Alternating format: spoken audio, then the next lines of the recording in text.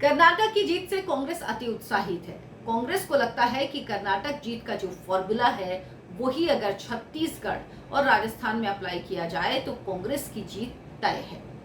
2023 के अंत में 5 राज्यों के विधानसभा चुनाव है। मध्य प्रदेश, छत्तीसगढ़, राजस्थान, तेलंगाना और मिजोरम। इन 2 राज्यों में फॉर्मूला कांग्रेस पार्टी अपनाना चाहती है, लेकिन कांग्रेस पार्टी को इस फॉर्मूले पर इतना भरोसा क्यों है? क्या ये फॉर्मूला अपनाया तो छत्तीसगढ़ और राजस्थान कांग्रेस एक बार फिर जीत जाएगी? क्या है ये कर्नाटक फॉर्मूला? ये सब कुछ आपको इस वीडियो में बताऊंगी। नमस्कार, बहुत बहुत स्वागत है आपका। आप देखना शुरू कर चुके हैं राष्ट्रपथ। मैं हूं आपके साथ अर्चना सिंह।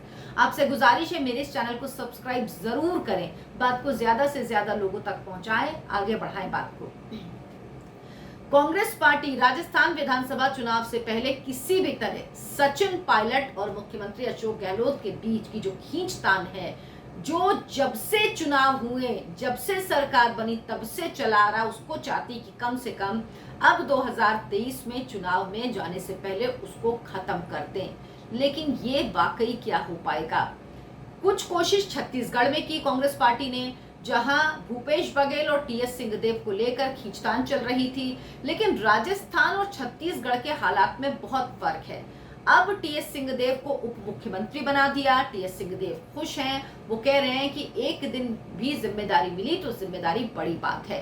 टीएस सिंहदेव इससे पहले नाराज थे, वो कई बार ये नाराजगी जता चुके थे। सचिन पायलट का वो समर्थन करते थे कई बातों में, जब सचिन पायलट ने यात्रा निकाली या जब उन्होंने अनशन किया अपनी पार्टी के खिलाफ। लेकिन अब पद मिलने से वो नाराज नहीं है, लेकिन अब पद मिलने के बाद वो खुश हैं। भूपेश बघेल की भी तारीफ कर रहे हैं। 2018 में टीएस सिंहदेव से छत्तीसगढ़ में वही वादा किया गया जो राजस्थान में सचिन पायलट से किया गया था, यानी 2.5 साल बाद आपको मुख्यमंत्री बना दिया जाएगा। लेकिन ना भूपेश बघेल ने पद छोड़ा, ना अशोक गहलोत ने।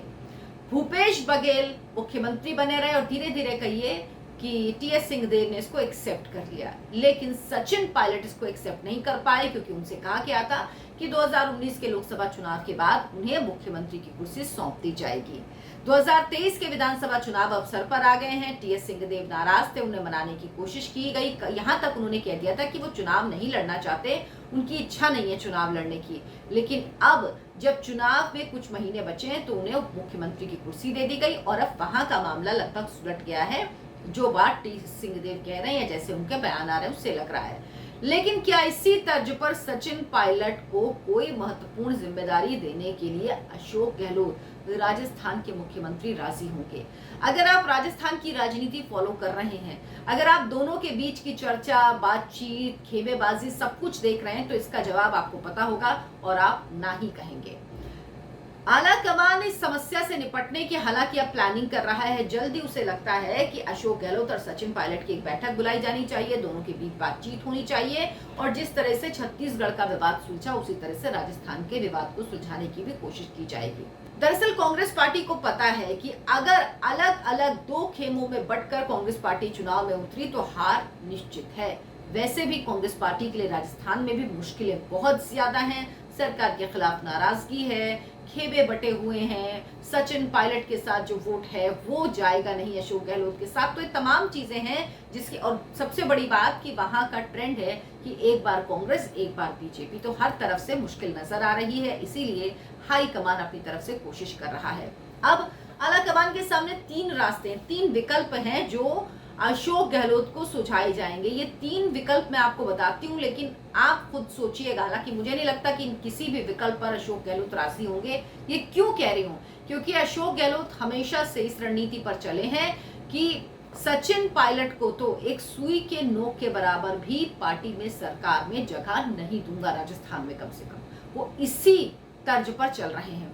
तो सबसे पहला जो रास्ता है वो है राष्ट्रीय महासचिव बना दिया जाए, कांग्रेस वर्किंग कमेटी का मेंबर बना दिया जाए। इसमें अशोक गहलोत को कोई दिक्कत नहीं हुई, लेकिन दिक्कत कहाँ आएगी? इसमें एक क्लॉज और है, विधानसभा चुनाव की कैंपेन कमेटी का अध्यक्ष बना दिया जाए। ये बात अशोक गहलोत को मंजूर नहीं होगी। वो चुनाव की कोई भी जिम्मेदारी, टिकट बंटवारे की कोई भी जिम्मेदारी सचिन पायलट को मिले, ये बिल्कुल नहीं चाहेंगे, क्योंकि उनकी पूरी कोशिश होगी कि सचिन पायलट के खेमे के जो लोग हैं उनको टिकट ना मिल पाए। तो वो कैसे ये अधिकार सचिन पायलट को दे देंगे? दूसरा है सचिन पायलट को प्रदेश अध्यक्ष बना दिया जाए वापस से और उनके खेमे के ही किसी विधायक को डिप्टी सीएम बना दिया जाए। सचिन पायलट को नहीं, उनके खेमे के किसी को, ताकि एक बीच का रास्ता निकले। लेकिन इसके लिए भी राजी होंगे अशोक गहलोत, मुझे बहुत मुश्किल लगता है। 2018 में जब सरकार बनी राजस्थान की, बहुत दिन तक खींचतान चली, उसके बाद फाइनली अशोक गहलोत को मुख्यमंत्री बनाया गया। हालांकि चुनाव लड़ा गया था सचिन पायलट के नाम पर।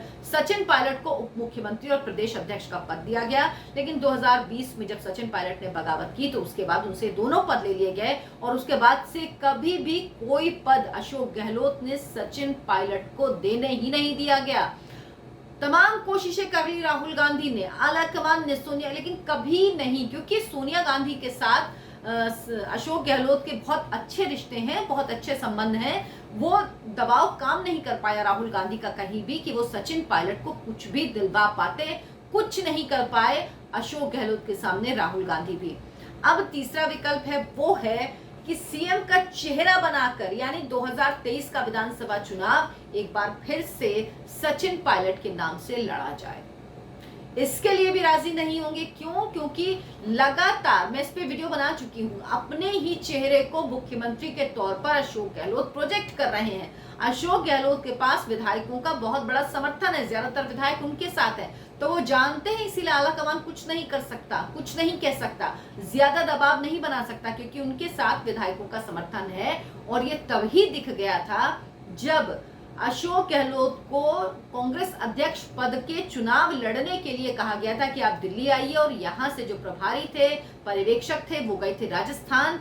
उनसे बैठक करने से विधायकों ने इनकार कर दिया था। उन्होंने कहा था अशोक गहलोत अध्यक्ष बन जाएं और मुख्यमंत्री भी रहें, ऐसा क्यों नहीं हो सकता, या अध्यक्ष बनने के बाद इस्तीफा देंगे, पहले इस्तीफा नहीं देंगे। इसीलिए मुख्यमंत्री चुनने गए थे, मुख्यमंत्री का नाम तय करने गए थे पर्यवेक्षक, दिल्ली से आला कमान ने भेजा था।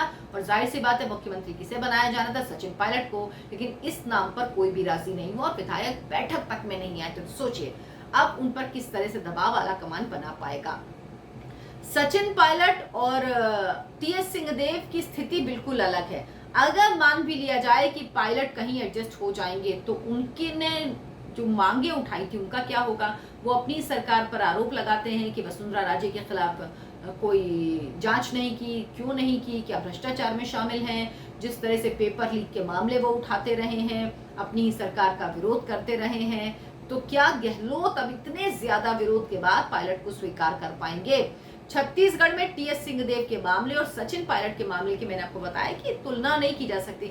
सिंहदेव असंतुष्ट थे, नाराज थे। 2.5 साल बाद उनके समर्थकों ने भी कई बातें कही, कई चीजें कही। उन्होंने कहा वो चुनाव नहीं लड़ना चाहते, उनका मन भर गया। लेकिन उन्होंने कभी इस तरह से बिल्कुल लिमिट क्रॉस करके अपनी ही सरकार के खिलाफ न प्रदर्शन किया, न धरना किया, न ऐसी बातें बोली, न तल्ख बयानबाजी सीएम भूपेश बघेल और टीएस सिंहदेव की तरफ से हुई। यहाँ तो ये सब कुछ हो चुका है। इसमें एक फर्क भी है, जो सचिन पायलट है वो यंग है, टीएस सिंहदेव जो है वो बुजुर्ग नेता है।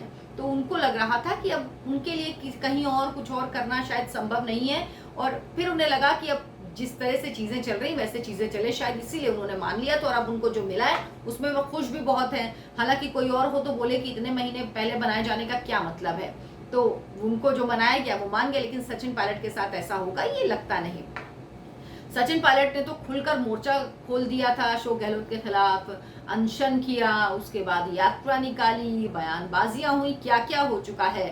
अब गहलोत खेमा विधायकों का बहुमत अपने पास होने का तर्क लगातार देता है और पायलट की दावेदारी को खारिज करता रहा है।